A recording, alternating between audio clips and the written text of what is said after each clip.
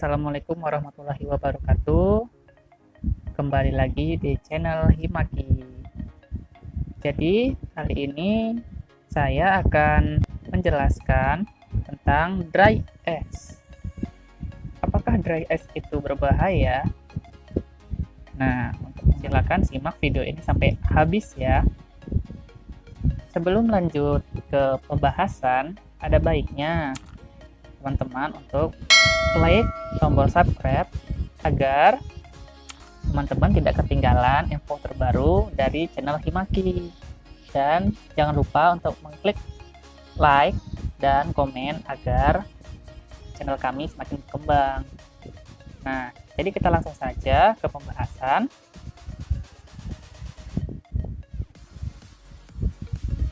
Apa itu dry ice?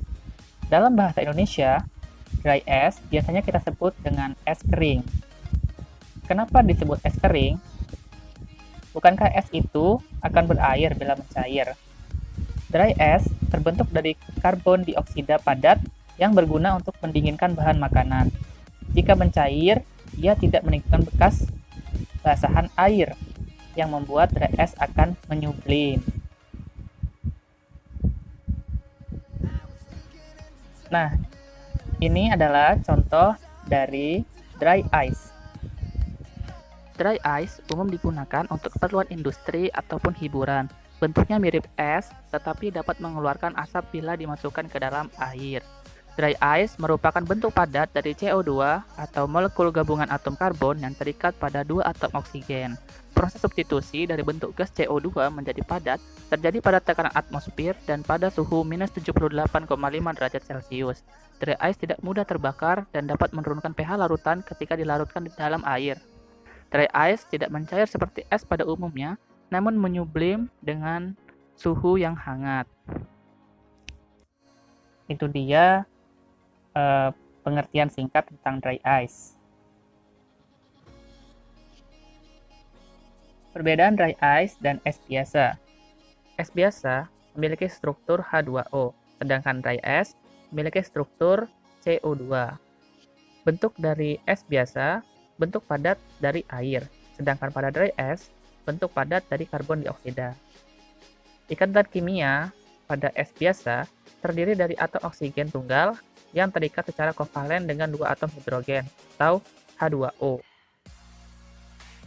Sedangkan pada dry ice terdiri dari dua atom oksigen yang terikat pada atom karbon tunggal.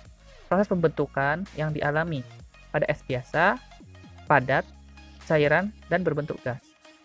Sedangkan pada dry ice secara langsung beralih dari bentuk padat ke gas. Proses ini disebut sebagai sublimasi.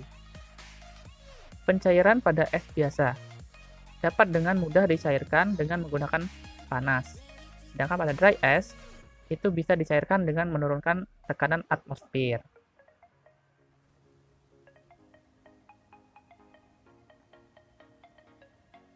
Kita bisa melihat struktur molekul dry ice dan es biasa.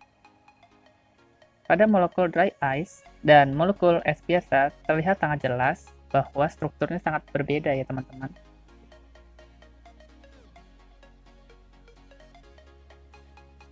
Apakah dry ice beracun? Tenang, dry ice tidak beracun. Namun, harus tetap waspada jika ingin menggunakannya. Kita perlu berhati-hati.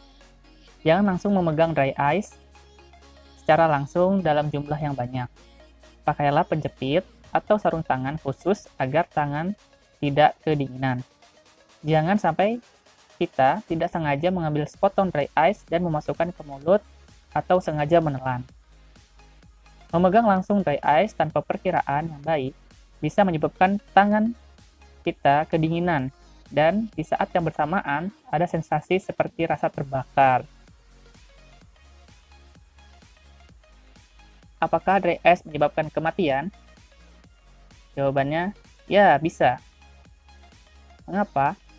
Dilansir dalam suatu berita, terdapat 3 orang meninggal dan 4 orang menderita luka bakar dan keracunan dalam sebuah pool party di Moskow, Rusia, karena air kolam renang dicampur dengan dry ice atau es kering.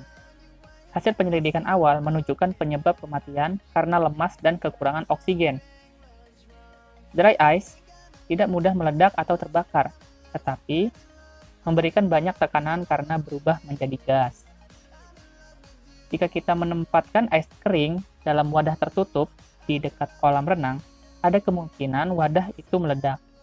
Ledakan CO2 yang beku menghasilkan suara keras.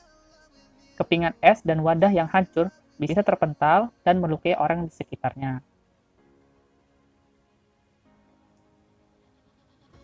Bagaimana cara menggunakan dry ice yang benar? Yang pertama, pesan dry ice dengan jumlah dan ukuran sesuai yang bisa digunakan dalam jumlah wajar, karena dry ice ukuran besar sangat berbahaya untuk dipotong. 2. Kenakan sarung tangan saat menyentuh dry ice, pakai kacamata pengaman atau pelindung wajah jika ingin memotongnya. Ketiga, simpan dry ice dalam wadah yang memiliki lubang untuk memungkinkan gas keluar, sehingga saat es berubah bentuk tidak menyebabkan tekanan dalam wadah. Keempat, hindarkan dari jangkauan anak-anak. Kelima, jangan mencoba memakan atau menelan dry ice. Nah, jadi bagaimana teman-teman? Apakah sudah cukup jelas mengenai dry ice? Semoga dapat membantu kalian untuk lebih memahami lagi sesuatu hal yang baru yang belum diketahui.